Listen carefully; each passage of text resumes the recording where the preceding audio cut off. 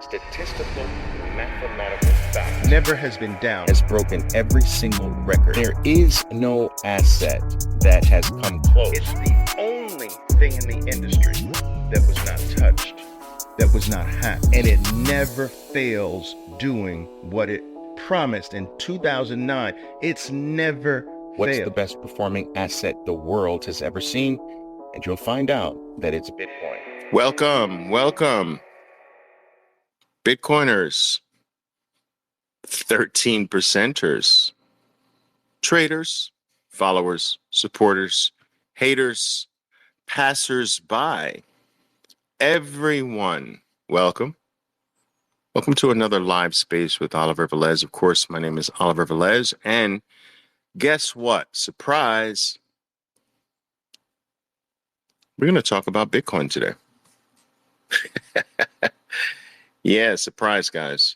It is several hours before my birthday, before my official birthday, guys. Yes, my birthday is coming up at 12 noon. I'm on the East Coast of the United States right now. So for me, my birthday is in just a few hours.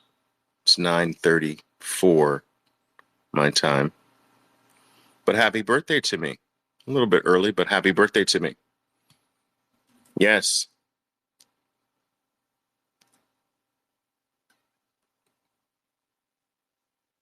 Come on in, make yourselves comfortable, grab the beverage of your choice. Maybe you want to take something to take some notes, write some things down. I don't know. Whatever you want to do, guys.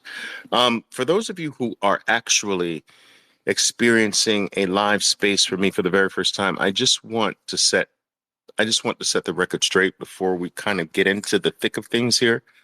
I don't pass the mic. I don't really hold those traditional spaces where, we're fumbling with other people's mics and we're, I don't know, in a disheveled way, kind of shooting the breeze or what have you. I like to have certain themes that we talk about that are planned in advance. Or just like, we're doing now, have an open Q&A. And I like to open things up for questions, but I just think that the best way for me historically to share the limited amount of information and knowledge that I have is best done sort of in a monologue type form.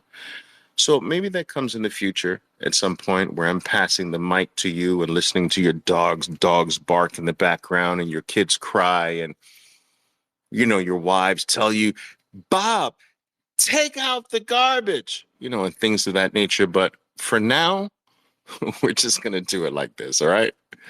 All right. I hope you don't mind. Also, there is some method to the madness here because every single live spaces that I have does ultimately become an official episode on my podcast called Bitcoin Unleashed. I really want you to seek that podcast out. I think it's a great orange pilling tool. It's also a great tool for you should you, I don't know, be working out on a treadmill or in the gym or jogging or whatever. You throw an episode or so of that on. I think it helps to fortify your Bitcoinness, if that is a word. I also think it's a great tool to help you fortify your responses to certain things that many other people who you are trying to orange pill will come up with. And I will tell you off the bat, I don't have all the answers. I feel that I am still just scratching the surface of my Bitcoin journey. Guys, let me draw a puff on this before this cigar goes out. I'm just scratching the surface, guys. I still consider myself a baby in the Bitcoin journey. I, by no stretch of the imagination, consider myself an expert. And if you were to ever bring something up that I feel that is above my pay grade at this particular point, I will be the first to let you know. I'm still learning, but that I think is a huge thing. I think that's important. I think that's very, very special because when I started the Bitcoin journey here on Twitter or X.com, whatever you want to call it, I thought it would be a great experiment to sort of learn in public, to take the journey step by step openly. So mistakes would be viewable, bad takes or bad opinions initially that get corrected would be viewable. I just thought that that sort of live experience on my part was very unique and special. And so I decided to do that here. Now, if you go back over my history, I started my Twitter account when Bitcoin started. So just look at the history. And I was active at first, and then I disappeared completely off Twitter, and decided to come back.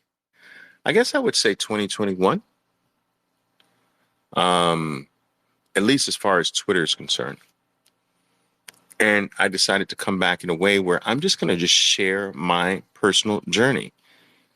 I mean, with all the warts, all the mistakes, all the bad takes that get corrected and what have you, because that's what everyone's journey is filled with, mine included.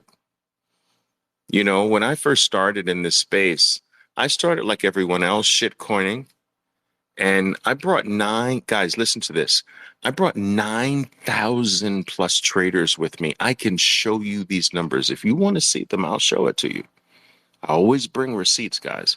So I brought 9,000 plus traders that were private members of my own Bitcoin trading club, right?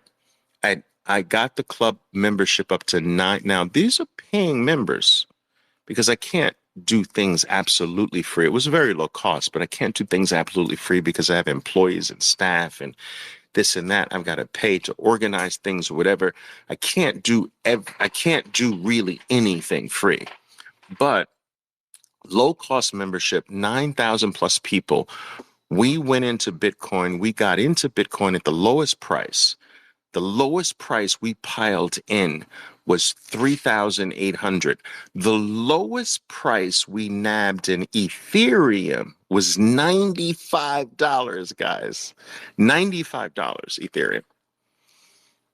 And at this time, guys, and during the crash of 2020, which is when we struck, Bitcoin was just another tradable item to me. I mean, I was already at that point where I understood it was a unique trading item, but it was just another trading item to get more dollars. So I felt like here's this new item now that's mature enough for me to add it to the mix of things that I use to gain more dollars. Because guys, over the past 43 years, I have honed my craft at trading anything on planet Earth that moves. I believe I've risen to the point where I can do it better than most. There are thousands of people that will corroborate that and tell you that. And I will tell you this. If it moves, I believed for a very long time, if it moves, I can trade it. And so if you don't want to be traded by me, you better stand very, very still. That's where I felt I got my craft. And I got my craft to that level where if it moves, I can trade it. And so Bitcoin was just this unique item that had reached the level of maturity enough where I could trade it for more dollars. I traded everything for dollars. I did everything for the US dollar. Do you understand? I became an expert at what I do to make dollars. I became more astute to make dollars. I dedicated my life to making dollars. And I did it consciously, whereas that many of you don't even realize that you have given your whole life. You dedicated your whole life almost from birth to the US dollar. You just don't realize it. You think you're searching for happiness. No, you're searching for more dollars. You go to universities to get more dollars. You become more skilled to get more dollars. You're watching YouTube videos to get more educated to make more dollars. All your life, from the moment you wake up to the time you go to bed, is dedicated to the US dollar. Many of you don't realize that you have given your soul for a piece of paper that is in the hands and the control of another man. And so I consciously did this. I traded everything for US dollars. And Bitcoin came into my life as this unique item, this new market that was unique and different from everything else, but still, I looked at it as just another thing to trade for freaking US dollars. And I would say that in the midst, I had my what is it called in the Christian faith? I had my moment on the way to Damascus. What do they call that? Shoot, my mom would shoot me now for me forgetting this. Anyway, for those of you who are in a Christian faith, you know, when Peter was on his way to Damascus to crucify more Christians, he basically had that knock off. He got knocked off the horse moment. That moment, that instant, that epiphany, that instant change. That's what happened to me. I remember the moment I fell off the horse. I remember the moment it was like, OMG, are you freaking kidding me? I made the biggest mistake of my career. This moment occurred when I was selling thousands of Bitcoin. I was in the midst of unloading thousands that we had accumulated below 4,000, 4,000, 4,050. We kept accumulating all the way to $8,000 of Bitcoin. So we had an accumulation range. My traders will tell you this. Some of them are probably here listening to this talk right now. They were with me. And again, like I told you, I have receipts. If you want to see it, I will show you. I will show you this. But so I'm selling. So I'm like, okay, look, we have this rule where, you know, once you triple your play, you got to start unloading. I started unloading thousands of Bitcoin at 14,000. And in the midst of this unloading, guys, I had this moment, this Peter-esque moment on his way to Damascus. I'm like on my way to fiat freaking heaven. And in the middle of me realizing all these fiat gains, I'm like, oh my goodness, what did I just do? And guys, I will tell you, as quickly as one could turn on a dime, I literally started pounding the buy button again. And Bitcoin was ripping, guys. It was ripping. 15 was gone, 16,000 was gone, 17,000 was gone, 18,000 was gone. And all I could think about, I want you to understand this, all I could think about was I let go what I had at 3,800, 4,000. I'm trying to buy it back at 16. That's gone. I'm trying to buy my 4,000s back at 17,000. Now that's gone. I'm trying to buy my 4,500s, the Bitcoin that I got at 4,500. It's now at 18,000, and now 18,000 is gone. I am telling you, I pound the table every single day with one purpose in mind, to try to share the mistake that I made. I don't want you doing the same thing, because I'm telling you, there are some of you right now that are going to sell at 55,000, 60,000, and you're going to be chasing at 200,000, 250,000, thinking about the fact that you were buying at 40,000 and you bought at 35,000 and you bought at 45,000. You're not going to be thinking that you're buying at 250,000, but your last buy was at 200,000. You're not going to think about that one. You're always going to be haunted by your lowest buy. To this very day, you saw, I posted it for you. I just nibbled on some extra Bitcoin at what? Just below 50,000, because my post said we may not see we may not see prices under 50,000 again. Remember that? So I just did this ancillary buy there, right? That buy, there is never a single buy that I don't remember my buy at 3,800. I bought at 49.99, whatever that price was, and that flash of my buy at 3,800 came up in front of my mental apparatus. You're always haunted by your lowest buy. And I am telling you, there are some people who will go to their grave haunted, not by the lowest buy they made. They're going to go to their grave haunted because of the buy that could have happened that they never allowed themselves to do.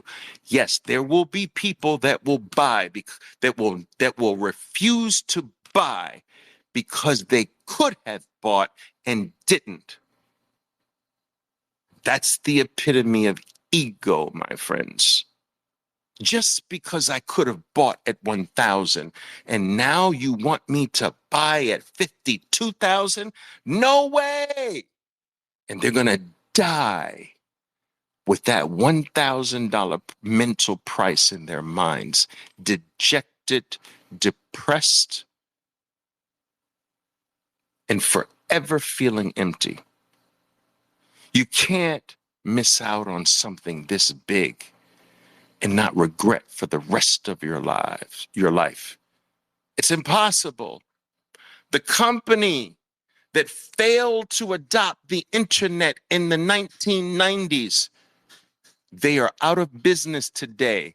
And those people, if they are still alive, behind the companies that said, I'm not doing some BS internet, nobody's going to trust their credit cards on the internet. I'm not buying into that. We're a real company with real people and real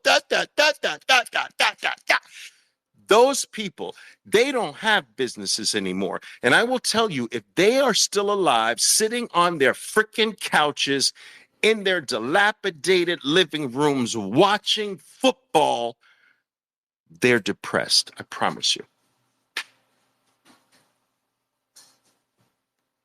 They are depressed. They may have kept their word. They may have never did what they said. They may have never had a website. They may have never moved to the internet. They may still be resisting like Facebook and Instagram and that. I'm a real person. But they will die empty. I promise you this. And in the same way, those people exist today. People that just because they could have, but still won't, there will be the people who will die without Bitcoin. And they won't die happy. They won't die fulfilled. They'll die with this empty space, this nagging knowing that I could have. And it doesn't even it takes just a little bit to be a part of it. But you know what? My dad used to always say, Oliver, son, you can't fix stupid. Leave stupid alone. You can't fix it. Move on. Oliver, move on. You can't fix stupid.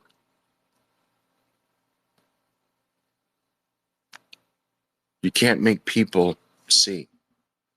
You can point, but you can't make people see. JC says, happy birthday. I really appreciate it, JC. Thank you. If anybody's curious out there, I'm going to be 58. I don't understand what the issue is about people being afraid of saying how old they are. My grandmother was like that. Guys, I have a grandmother. She's in the history books down in this southern part of Virginia. Now, I'm not going to dox her or anything like that. She's no longer with us, but she was a remarkable woman. And one of the premier entrepreneurs, female, Black, African-American woman, big in the 1940s and 50s, in Virginia, no less. But anyway, to this very day, there's no one in the family that knows how old my grandmother was, because she would never let someone know. And she was born in the era before all of this record keeping, right? So there's no records of the date she was born or anything like that. And she just never let anybody know. Nobody knows how old my grandmother was. I've just never understood that. I don't care. I'm 58 and at 12 noon, 12 midnight, I'm 58. And I'm going to do everything in my power. I know some people say, well, Oliver, you're smoking a cigar right now. You're fighting the living, the long life to experience everything Bitcoin has to offer. That's arguable. I get it. But I am doing everything I possibly can to try to live, to see what some of you guys are going to experience. I think that we are so extraordinarily fortunate. We're at an age where we see, you can't feel this exhilaration. It's hard not to feel this exhilaration right now. The feeling that Wall Street's stamping in, the Black Rocks of the world can't get enough. Like, dude, 3 years ago, if you said that there would be a fight on Wall Street for who's going to get the most Bitcoin, would anybody have believed you? Really? Like, the most powerful financial organizations in the world, battling. It's like freaking UFC on steroids, no? I feel like breaking out popcorn every night. You know, air popped, no butter. It's a little bit better for you. But you know what I'm saying? Like, I feel like breaking that out every night and checking the numbers. This is more exciting than the freaking Super Bowl. It was a great Super Bowl, by the way. But damn, this is financial history.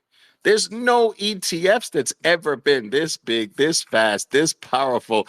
It's like gripping.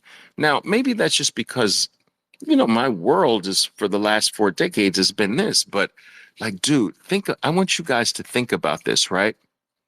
When have ETFs been an exciting topic? Are you kidding me? Bitcoin did that. Like, guys, there are freaking cocktail parties going on now with flowing martinis, and the topic is the spot Bitcoin ETFs. When on this planet called Earth have the topic of ETFs been a cocktail topic?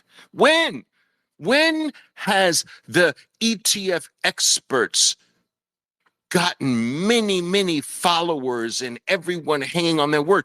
What point in our existence was an ETF expert a desirable follow? What? Freaking most boring topic on planet Earth. Now they're freaking gods. People are looking for, well, you know, can I find out where the ETF numbers are? Who's a good source? When Bitcoin brought excitement. Bitcoin brought Super Bowl excitement to the freaking boring ETF world. Are you kidding me? Bitcoin can do anything. I am freaking convinced. Oh my God. You guys just don't understand. Nobody cares about these details about ETFs. Now, every detail. Everybody wants to know every detail about the ETF. Well, what's cash? What's cash create versus in kind? When? Bitcoin did it. I am just flabbergasted, guys. We are living in truly exciting times. Times where you're going to be able to tell generations that come after you, your kids, your grandkids, Bitcoin did it. ETFs were never exciting, but Bitcoin did. Bitcoin made it like that. Nobody was into this, but Bitcoin made them into that. Nobody was into automatic savings, but Bitcoin did it. Nobody was into investing for the future the way they were, but Bitcoin did it. No one was into learning about fiat currencies and how they came into existence and how they actually go down they trend towards zero forever, but Bitcoin did it. No one was interested in financial history, but Bitcoin did it. No one was interested in how the Federal Reserve is nothing more than a cartel that is designed to steal wealth from the masses at 2 to 6% a year. But Bitcoin did it. No one considered this. No one considered that. No one was into that, but Bitcoin did it. Can you see this? It's freaking amazing, guys. We're living in exciting times. This is wild. You know?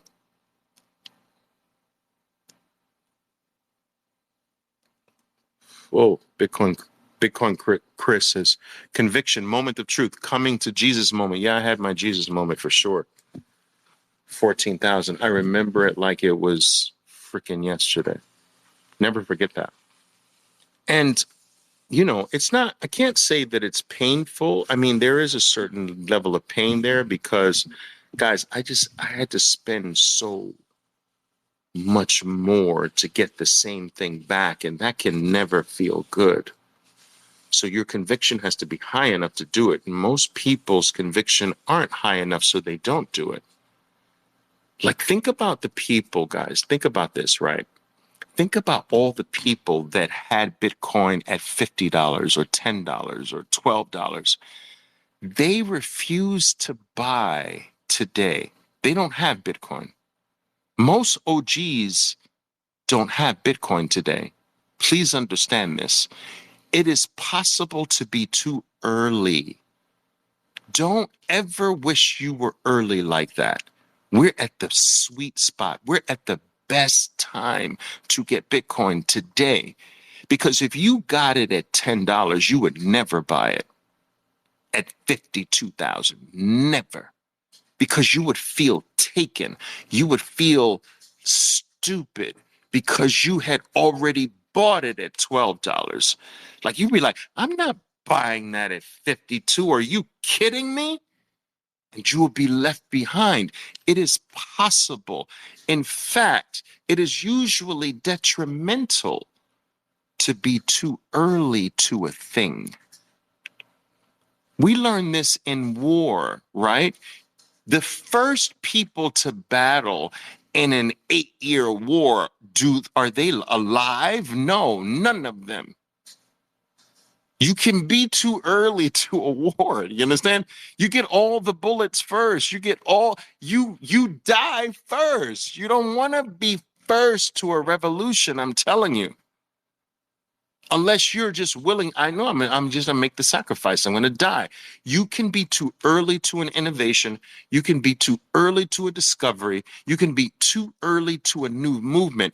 You want to be careful. You don't want to be too early.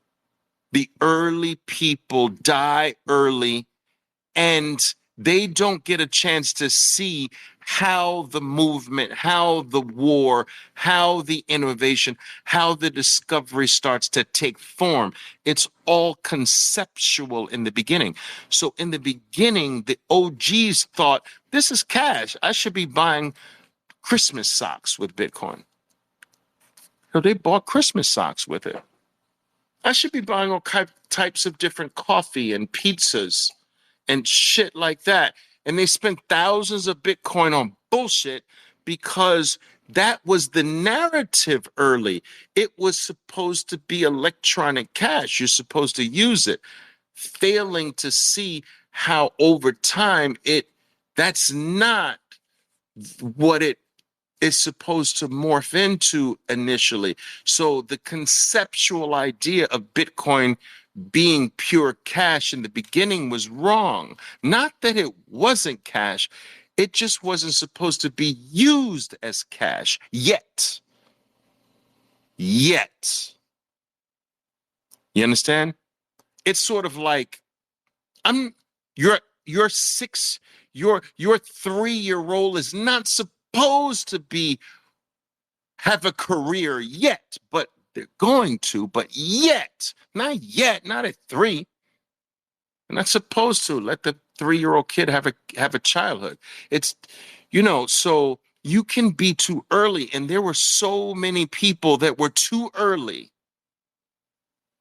And they regarded Bitcoin as being something that it wasn't ready for yet. And as a result, they are locked out of the future because of their egos, because they had it at $1 and $5 and $12. They never will allow, their ego won't allow them to pull out cash and literally buy at 52,000 today because they feel taken.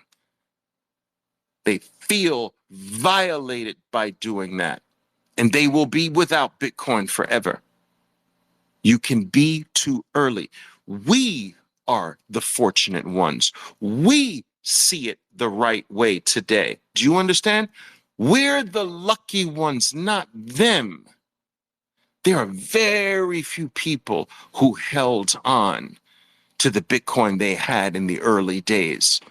Don't envy them. I'm telling you, we are the lucky ones, not them. This is the real time. This is the early days. Do you understand what I'm trying to tell you, people? Do you understand are you picking up what I'm laying down? Somebody let me know.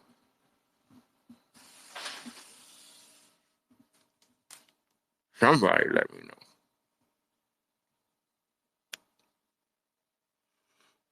Thank you for all the happy birthday wishes, guys. I appreciate that. Thank you. I appreciate it.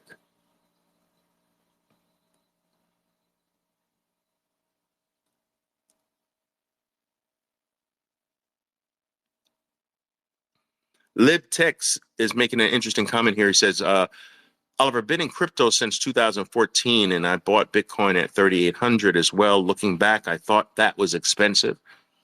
Since then, I've bought at many levels, and always my DCA is balanced. Overall, I'm very happy keeping my stack till I have enough for generational wealth for my family, BTC. Yeah, man, you are one of the fortunate ones. You're one of the few. You're actually rare.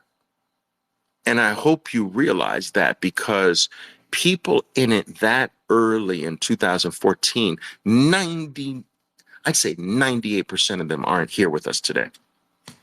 They're gone, man. Dejected, depressed. They're the dis category, right? Disillusioned, disrespected today by the Bitcoin community because a lot of their views are now considered wrong. Guys, like I said, you can be too early. We're not too early. I am proud that we started now. I'm proud of it. I don't envy any of those young people because I'm telling you, I know me. I wouldn't have Bitcoin today. If I was in it at 2014, I wouldn't have it today. I know me. I know Oliver Velez. I wouldn't have. I got it at the right time, guys. You know, it's that old meme, you you get Bitcoin at the price you deserve. You also get it at the time you deserve when you get it right. What I mean by get it, not that you get it like, oh, it's just another trade. No, when you finally get it, that's the right time for you. There are many people that I respond to here that I can see from my perspective, guys. I always have to throw that out there. From my perspective, I feel that they don't get it yet. Like I was having, but they might get it. So I was having this banter back and forth. Where's the guy? I was asking him to come on the live space here today. He probably is not going to do it, but maybe he'll do it. But anyway, I can't. Was it?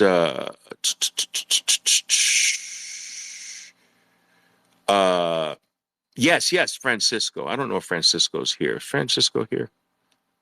I appreciate Francisco because, like, look, guys, sometimes I respond back to you very strongly, and that's just my nature. I just do that. But that doesn't mean I don't respect you coming back at me strongly with your view too. Like, you might get the impression that because I come back at you so hard and strong, that I don't like the fact that you're coming back at me hard and strong. I think that's theater. I think that creates what we're supposed to have in a community. And when I'm responding to you, I'm not responding to you. I'm responding to hundreds of people. I wish it were thousands, but it's probably hundreds. I'm responding to the hundreds of people who read the comments. So I never want you to take it personally when I come back at you a certain way. I'm thinking globally here. I'm thinking from an electronic footprint point of view that will be read for ages down the line.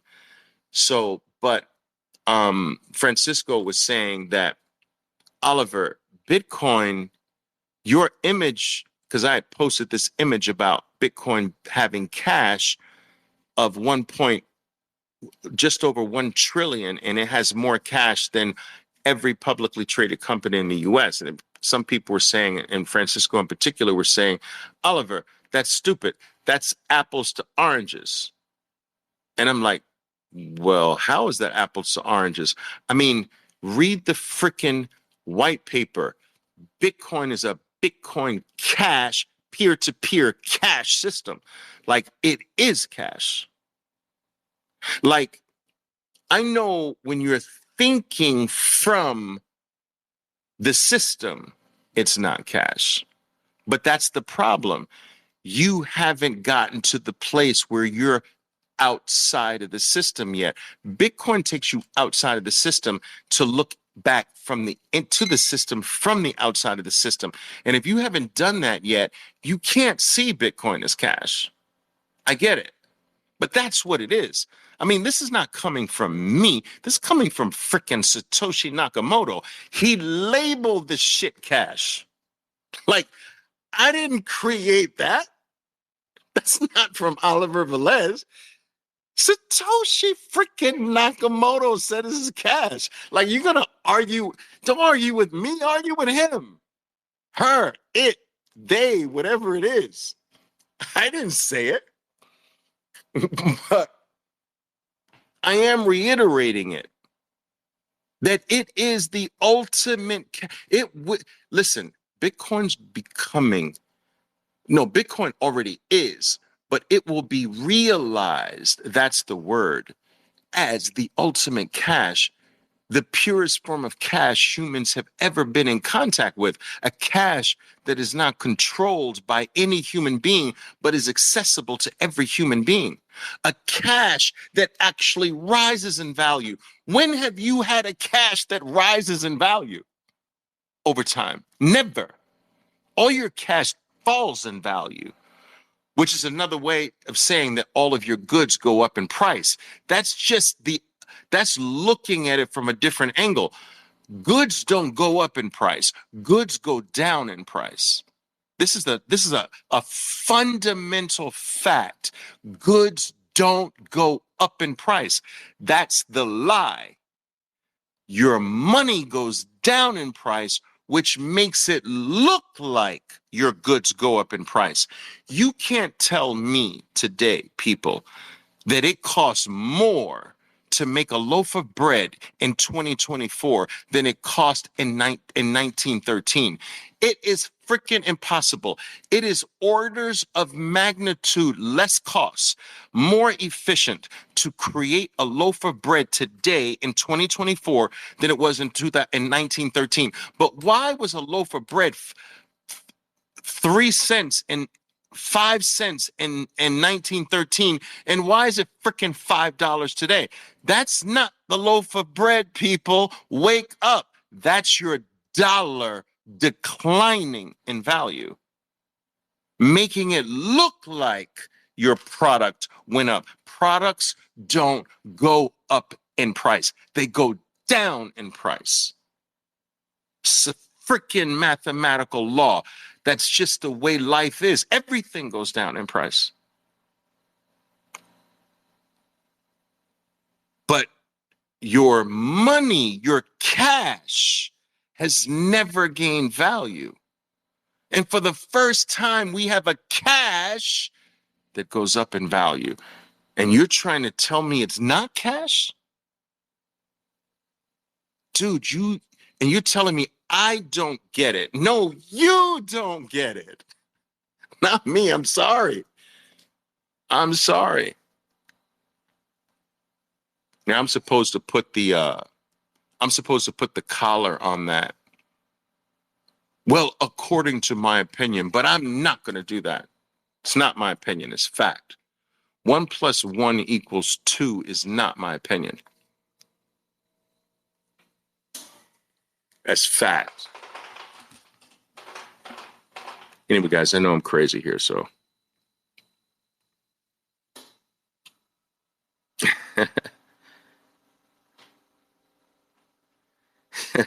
James said, after James, what's his name here? I can't see the full thing here. James is saying, after seeing the ETF inflows, I didn't stack hard enough. I feel like a bozo. You know, it's funny, James. James is mentioning, he's making a comment here that I think is so poignant because there's a side of us, all of you as well. You want to see that price go up. You feel good about it.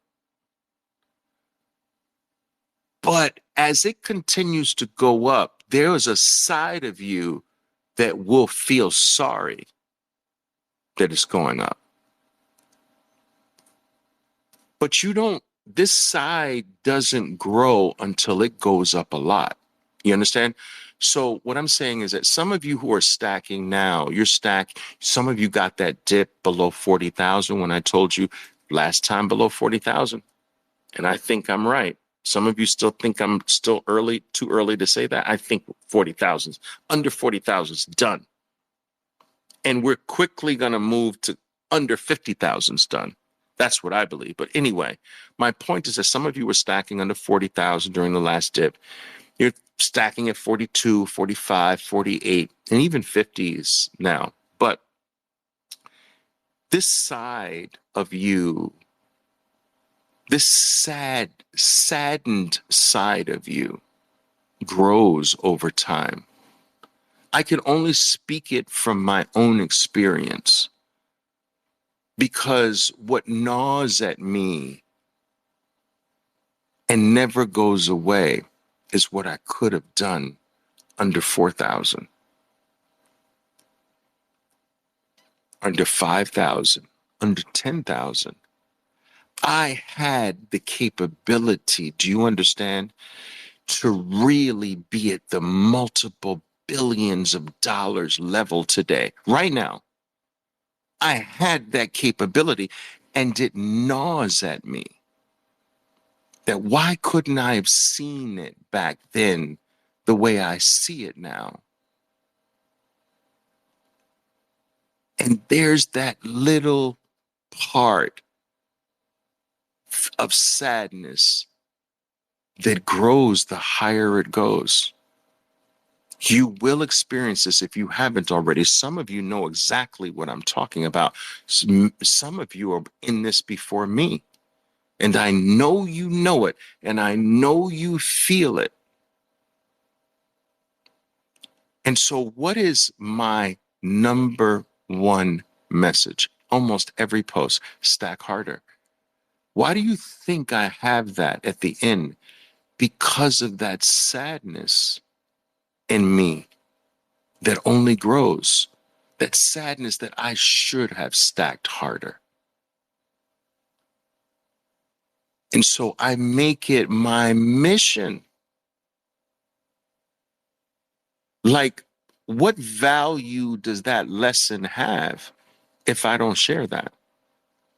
It doesn't have a value.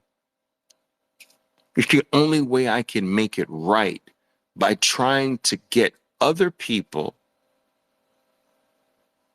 to realize that if you don't stack harder, I'm telling you, you're going to feel sorry. But this sorrow never leaves. It's with you forever. So guess what? Stack harder. Stack harder. It takes your conviction to be at a certain level. I get it. And I do try to help in that regard. I try to keep your conviction high. I try to keep your motivation high, even though motivation is temporary. But it still has a value. I try to keep the noise level low, because most of the shit that we hear every day is noise. Like, the only thing that matters is the price every 4 years. Nothing else matters. Not even the ETFs matter. Not even what the SEC does matter. That none of that matters. It's just, all right, last price, guys. Get this. The last price of the last halving was at 8,000. A little bit north of 8,000. So look at where we are now, 50,000. What if the next price of the next halving in April is 92? I don't know. I'm thinking we're going to be maybe at all-time new highs at the next next halving in April. But what if it's like 92? So the last price was 8,000 and this one's 92? That's the only thing. Everything between 8,000 and 92, or wherever it's going to be, was just freaking noise, no? We didn't even have to pay attention to it. We could have just lived a glorious life between 8,000 and, even if it's 52 now, that's exponentially higher than 8. All you got to do is stack in between the 4 years and freaking chill, freaking relax, freaking live your life. And it's very comforting to know that every 4 years, this will be the same forever. It's not going to stop. In fact, not only is it not going to stop, people, it's going to freaking speed up. This is not going to slow down. Don't buy into that bullshit. Oh, well, diminishing return. Bullshit. No, it's going to be lower. No, it's going to be faster. Dude, do you realize that we haven't even started? That was the practice run. We didn't have ETFs. We didn't have institutional bids during the past. We didn't have the world coming on board. We didn't have countries adopting it. We didn't have, dude, are you serious? That was the freaking warm up. You can't say that the warm up is better than the actual game. Like, come on. Doesn't even make sense. Every 4 years of your entire life, for the rest of your life, and the rest of your kids' lives too, and their kids' lives, all you got to do is 4 years to 4 years to 4 years to 4 years. And no, what if you had a winning lottery ticket, but you could only cash it in 4 years from now? Now, you could make the winnings as big as you wanted to, but you had to keep putting in. You had to keep putting money on the winning lottery ticket until the next 4 years came. Wouldn't you spend 4 freaking years getting as much as you possibly can to bet on the guaranteed winning ticket? We have a freaking guaranteed lottery ticket. Do you understand, people? Wherever April's price is at the halving, 4 years from that price, you can bet your bottom dollar is exponentially higher than that number, and everything else is noise. Every news article, every supposed new regulation, bullshit, noise, noise, noise, noise, noise, fake news.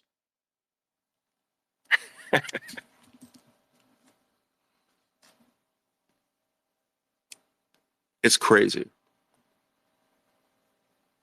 When you really understand this, when it hits you, I don't know, it's like you start to experience these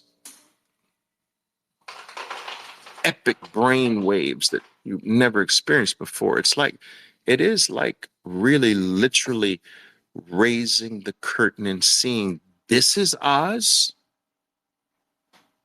Like, dude, this is it.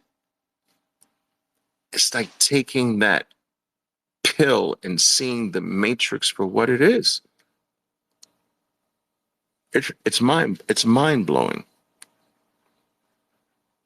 And you know, I will tell you this, guys.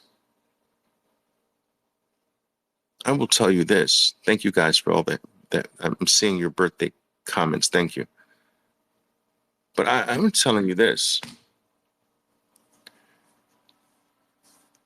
The Oliver Velezes of the world, and what I mean by that is the people who have been entrenched deeply in the way things are, the financial fabric of the world, and how money operates and how to manipulate the system. I've been in that world for 4+ decades, right? And look at me now. Look at what I'm talking about. Look at what I'm pounding the table on. I know about that world more than most. And I'm pounding the table on what? More of that world or more of Bitcoin? The Oliver Velezes of the world. You think I'm the last one that's going to be doing this? Dude, every hour of your existence, there's a new Oliver Velez born. Someone who was part of the old world, who gets it, who has that Jesus moment, for lack of a better phrase, and is like, holy shit. Every hour, they're coming. And they're coming for your Bitcoin. I just want you to realize they can't get it from the miners. The ETFs have that. They're coming for your Bitcoin. You're going to sell it to them. These people who have learned to manipulate the old system and see now, because of Bitcoin, the holes in it, they're coming, buddy. They're coming. The Oliver Velezes are coming. I'm taking your Bitcoin. When I press the buy button, that Bitcoin is coming from someone. Do you understand that? It's not coming from the sky. It's coming from someone letting it go. You're letting it go. I'm there to take it. I am not the last Oliver Velez in your life. They're coming by the hour, and they're coming with big funds. Do you understand this? They're coming to gobble up all of your shit. And these are people, these Oliver Velez's I'm talking about, they don't scare like you scare. Do you understand me? They don't freak out because of a little tiny wick. Oh my God, Oliver, it's crashing. But Oliver, the movie, the death cross, Oliver. The death cross of the moving averages, the overbought RSI, the stochastics indicator, Oliver. Oh, this trend line from 4 years ago. Look, these people, do you understand? They don't buy into that bullshit. They're out to take what you have. They're getting educated. They're going to come into this space. They're going to get more educated than you. They're going to understand what this is more than you. And they're going to take your shit. And they're not going to scare out of it. You'll never get it back, ever. When I take Bitcoin from you, oh, let me just make this clear to you. You will never, that Bitcoin will never see the light of day. I want you to understand it. Never. Not as long as I'm alive. I am not the last one that's going to do this. They're coming by the hour. They're coming in droves. And I am telling you, if you don't adopt this mindset now, I'm not selling, Oliver. I'm with you. I'm not selling. I'll wait out the system. I'll wait for the time where we can just easily use it for anything we want, but I'm okay. I'll wait for that. You had better adopt that mental attitude faster than not. Because if you stay in that mode where you're going to sell it for some bullshit later, some bullshit that you won't even value 5 years later, you're never going to get it back. I will never get $3,800 back again per Bitcoin. Do you realize this? This is going to be your experience, people. You're going to experience. I will never get sub 50,000 Bitcoin back again, ever, forever. No human being will ever, for the rest of the history of human life, get Bitcoin under 40,000, under 50,000 again. I want you to think about this. And then that number will just keep going up. There will be a time where no one's ever going to get Bitcoin under 100,000 again, ever. Think about all the billions of people that are going to be born later. We're going to get to 10 billion people, and then 15 billion, and then 20 billion people. These billions not born will never see Bitcoin below 40,000, ever. They will never. Humans not even conceived yet will never see Bitcoin below 40,000. And you saw it, you had it, and you let it go.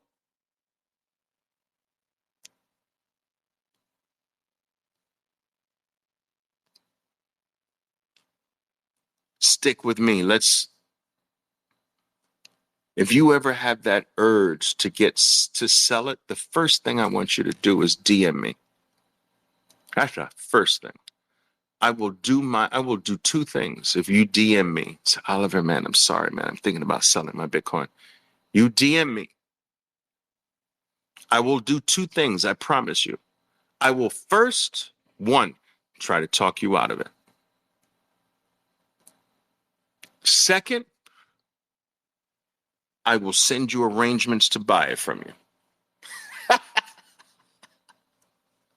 You think I'm kidding? Ask my traders. I tell them, I don't want you selling on an exchange. You're selling to Oliver Velez. You guys think that the Bitcoin I buy is what I show you here? Really? You really think I show my hand like that. You have no clue. OMG.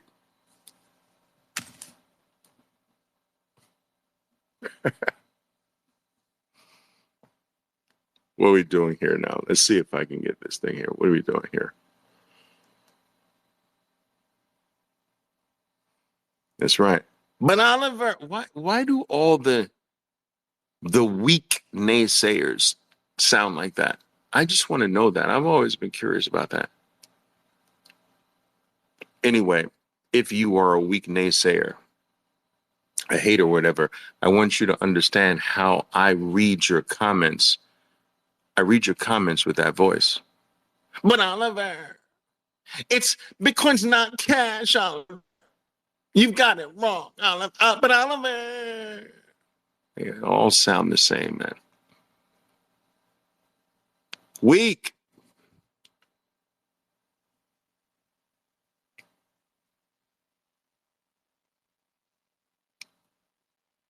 Yeah, C flat is making the right point. The point is, sit on it, plan on never touching it. Over time, there will be loads um, built, loads of things built on top, layers on top of Bitcoin. One that you can use to have ways you don't spend it. That's very true. And I'm glad you're mentioning that C flat, because one of the things that I deal with my guys, that have these doubts, they're like, but Oliver, but I can't do this with Bitcoin. Like, I can't pay my mortgage with Bitcoin. That's what I think Francisco said that. But I can't, but Oliver, I can't pay my mortgage with it. So it's not cash.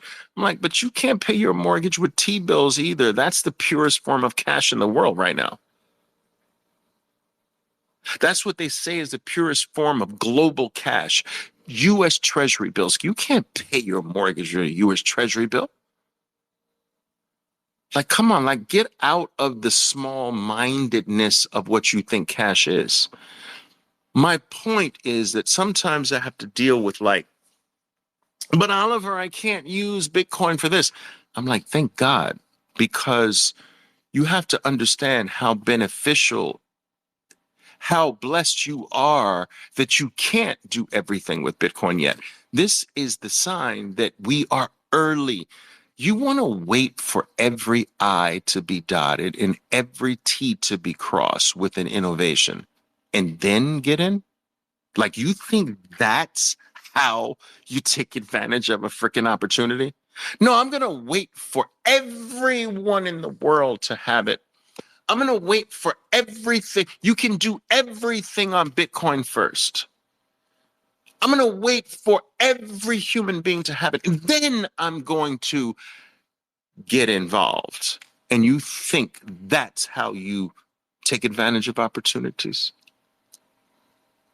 Like, what planet do you do that on? Because the opportunity's gone then, right?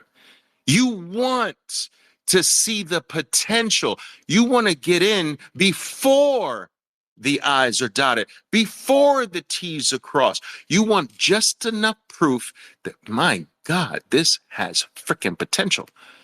It hasn't even done this yet. It hasn't even done that yet. You can't even pay your mortgage with it yet. But my God, that's coming. So you're getting in on the freaking ground floor. You don't get in on the 100th floor. Like, come on, people, wake up.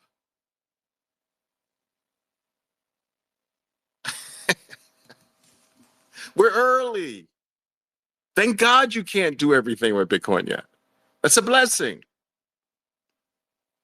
Let me just put this, when you can, it's over. Not over, but you know what I mean. Like, the meteoric gains that are in front of us, that's over when you can do everything with it.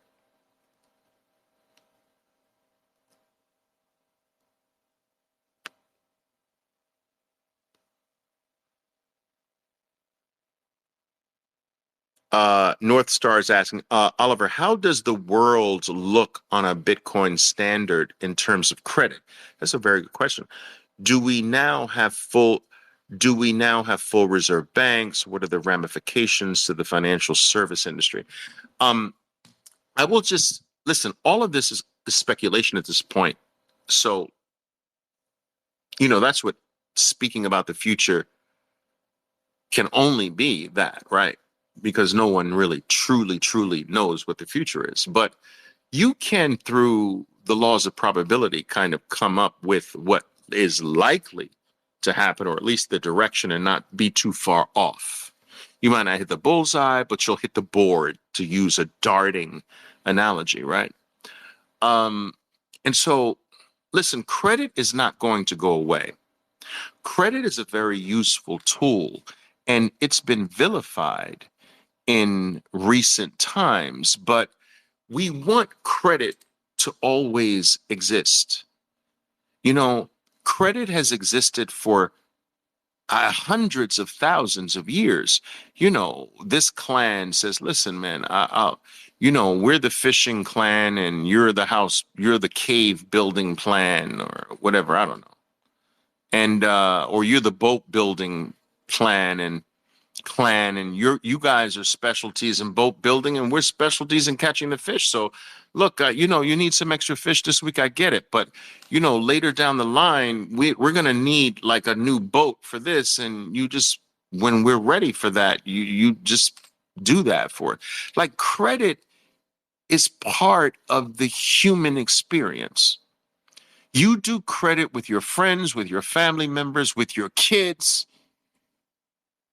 All right, man, now look, I'm buying you this, but you've got to do your chores with this, that. That's credit, right? So credit is a useful thing. So credit's not going to go away. It's just that what's going to be the underlying asset will be the truth for once. It's not going to be phony. It's not going to be fake. And the thing that we use as the backup, we won't have to trust another man. You see, the problem in credit is that a man was behind the credit. Until Bitcoin came into existence, a man is back there with his freaking black top hat, his little freaking bow tie, his spectacle in one eye, and the watch. You know how they used to wear the watch connected to a freaking chain, and they used to put the watch in a little slit left pocket of their vest. The Monopoly guy, right? You ever see the Monopoly character? We had to trust that dude. The Monopoly dude was behind credit. I don't want that dude behind the credit anymore. Bitcoin came to deliver a system that can have credit without the freaking mustache, spectacle wearing, top hat, bow tie.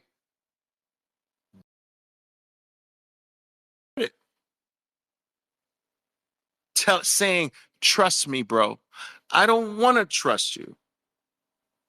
And so credit's going to be built on the truth now. Credit is not going to rely on trust anymore. It's going to be real. And so when you have a system where if the terms aren't met, the Bitcoin gets automatically swept to the other person. When there's Bitcoin up, that's going to make everything truer. And that's coming to where you and I can enter into an agreement. And if the agreement is violated by ways of smart contracts, whatever, that Bitcoin gets swept. Now, it's all still kind of futuristic thinking. And no, I can't explain the details behind how that will work, but that's coming. I'm telling you, that's coming. Time-locked Bitcoin will become time-locked Bitcoin. Look it up. Look up time-locked Bitcoin. you know? And that is going to become the most pristine form of collateral in the entire world. Time like Bitcoin. And to be honest with you, America as a country is preparing for this. I mean, why do you think that the laws were changed to allow every bank in America to custody Bitcoin? Do you know when this was done? This was done during the Trump administration.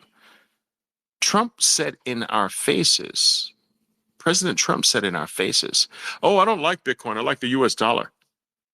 Yet he was passing laws to allow every bank in the US to custody Bitcoin. Why?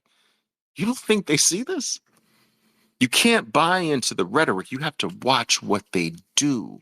Do you understand? What they do is they're pro Bitcoin. Every act is pro Bitcoin. Every single one is pro Bitcoin. Rhetoric is never pro Bitcoin. Actions, all of them. Guys, every US act is pro Bitcoin. Think about it. Think about it. FASB rule change, pro Bitcoin. Spot ETF approval, pro Bitcoin. Banks, every bank in America can custody Bitcoin, pro Bitcoin. Are you kidding me? Bitcoin ruled as a commodity. So, and not a security, pro Bitcoin. Like, guys, every step is pro Bitcoin. China bans mining. The majority of those miners come to the US, pro Bitcoin. Like, you can't buy into the words. Don't listen to their lips. Watch every action, and their actions scream to you, you should be getting this and holding it.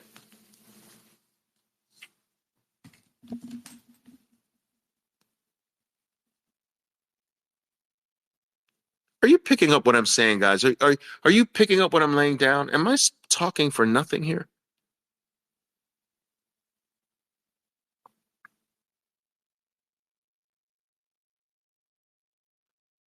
It's wild.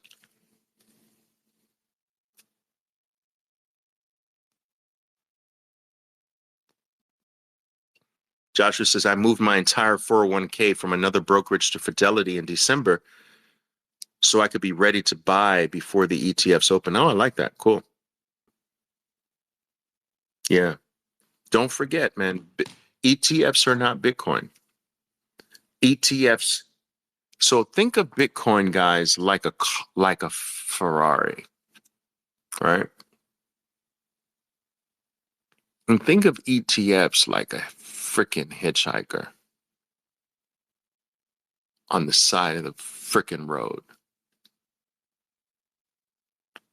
And think of the Ferrari driver just being benevolent. You need a ride? All right, cool. Where you going? All right, I'm going that way too. You going up? I'm going up too. You want to catch a ride?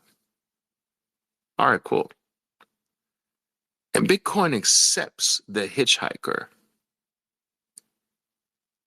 in the Ferrari. But you will have to get out of the Ferrari at some point. Do you understand?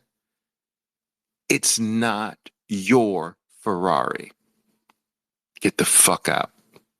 At some point, you're going to get out of the Ferrari. I'm saying when you buy Bitcoin, you are the Ferrari. Do you understand? You understand the difference?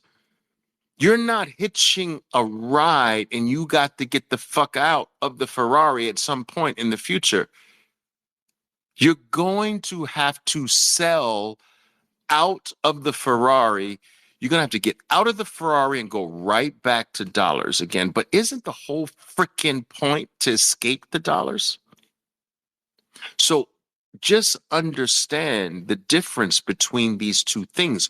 One is a financial product that is hitching a ride on the real thing. but can't stay there forever. So, know the difference. There's nothing wrong with having both if it makes sense for other reasons to have some over hitching a ride. But understand it, do it consciously, not because, oh, but it's the same thing. Da, da, da, da, da. No, that's just being dense. It's not the same thing. Dude, a picture of your best friend's beautiful wife is not your best friend's wife, dude. Let me just tell you that. You may have fun with the picture. Both of your outcomes might be the same that night, but it's kind of not the same. Do you understand what I'm saying? Like, one is very real and the other isn't.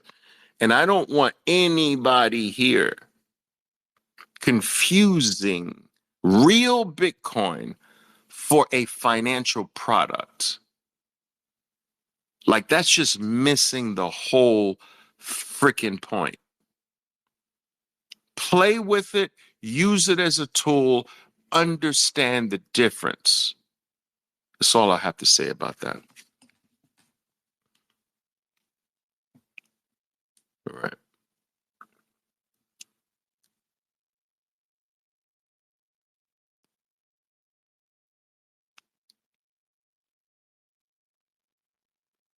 Yeah. Atlas says, relax, bro. He's talking to me. There's still 60 days till halving. It will drop below 50 for sure. Meanwhile, here's a shit corner. CAH will always make better profits. Let's not even just go there. This dude is still chasing dollars. Misses the whole point.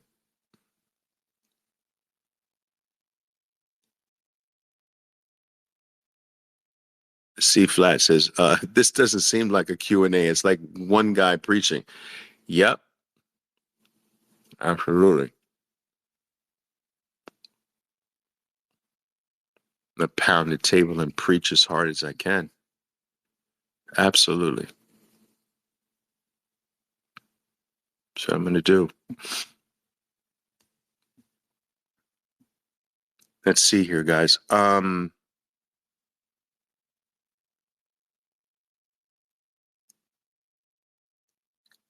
I think that might be it.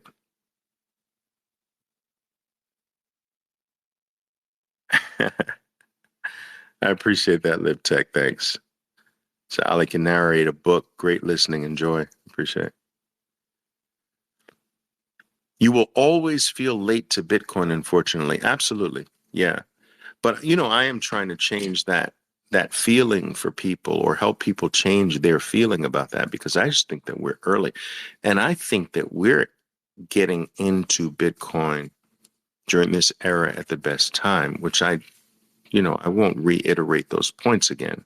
You can always go back and re-listen to them if you like. But yeah, man, it wasn't easy.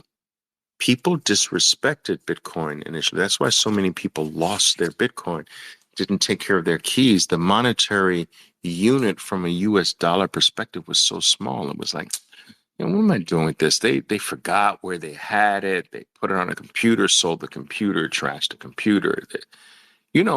But you respect this more now at 52,000 or whatever the US dollar price is now. You're not going to treat it the same way someone treated it at 12 cents. You understand? And so there's a higher degree of respect. And in some ways, I think that Bitcoin is more cheaper now than it was at $12. And some people have a hard time with that concept. Oliver, how can $52,000 of Bitcoin be cheaper than $52?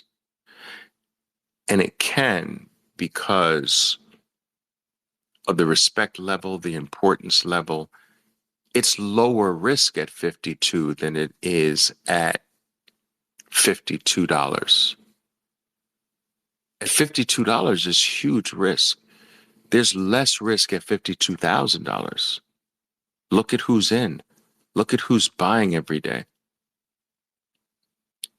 Countries involved. Look at the hash rate. Look at the mining industry. Just turn on any financial program that's talking about Bitcoin. That didn't exist at $52. You had nothing. This is a shot in the sky. Do you understand? A shot in the wind. Like, it's lower risk today. There's greater certainty at 52,000 than there was at $52. Greater certainty means lower risk. Anytime you raise certainty, you lower risk. It's less risky at 52.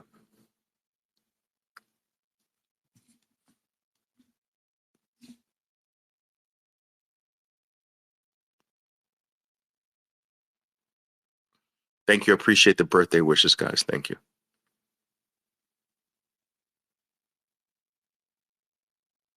All right, guys. Well, listen, I just wanted to kind of pop in if there's nothing else here. China's fast tracking an ETF before the halving. Yes, China's coming on board. Of course, Hong Kong. So you'll have Hong Kong and China in the next few months with their ETFs. And guys, ETFs in the US haven't stopped either. So this Charles Schwab coming out, they're seeing too much money leave their coffers. So they're coming out with their own ETF. And Charles Schwab is massive, guys. We're talking about $4.1 trillion in assets under management. That's nothing to scoff at. That's one of the largest holders of wealth in the world. So Charles Schwab will be adding an ETF in the next few months, a spot Bitcoin ETF. Other countries are going to come on board because they don't want to see a flight of their massive wealth to the US ETFs. Guys, you see the game theory playing out here. And China banned Bitcoin mining in May of 2021. And now they're coming out with a spot ETF.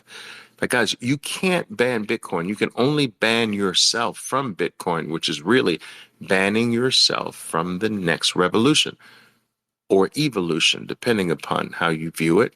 You're banning yourself from the future. And you're going to have to pivot or die the same way that people who scoffed at the internet don't exist today. And people who scoff at Bitcoin will not exist tomorrow. Bitcoin is just another phase of the movement we called the internet. It's the same movement. We label different phases of the movement things.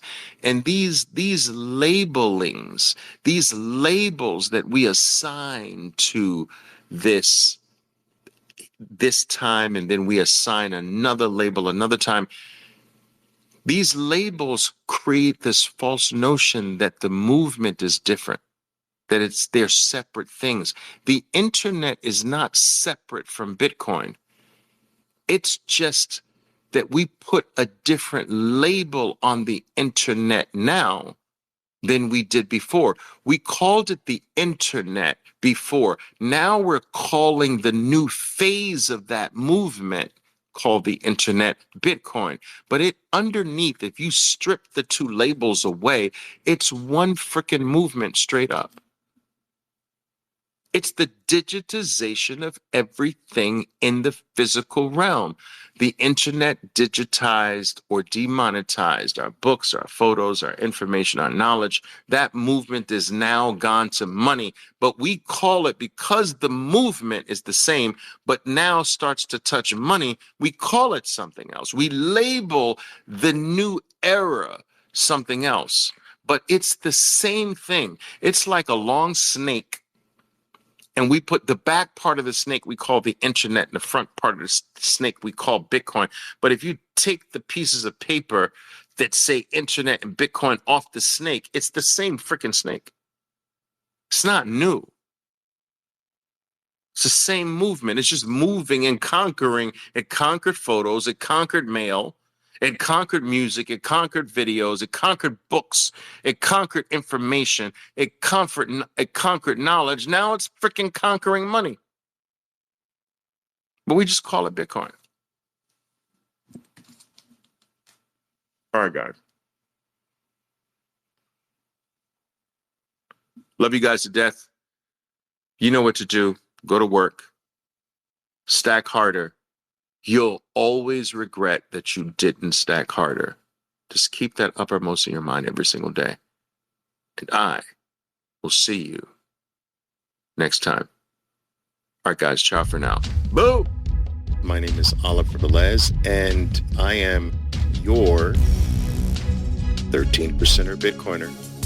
Be safe out there, and until next time. Boo!